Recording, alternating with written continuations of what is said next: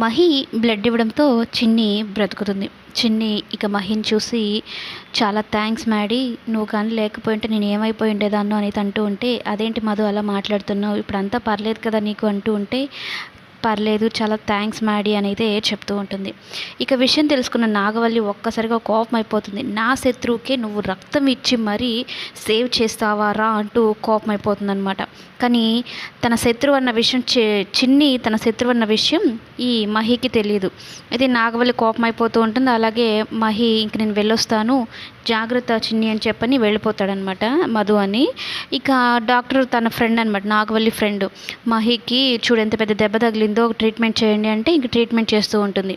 అప్పుడు కూడా ఈ మహి ఏం చెప్తాడంటే, ఆ మధు అనే పేషెంట్ మా క్లాస్మేటు, చాలా కొంచెం స్పెషల్ కేర్ తీసుకోండి ఆంటీ అంటూ మాట్లాడతాడు. సరే మహి, నువ్వు అంతగా చెప్పాలా, నీ ఫ్రెండ్ అయితే మాకు కావాల్సిన వాళ్ళే కదన్నట్టు చెప్తానమాట.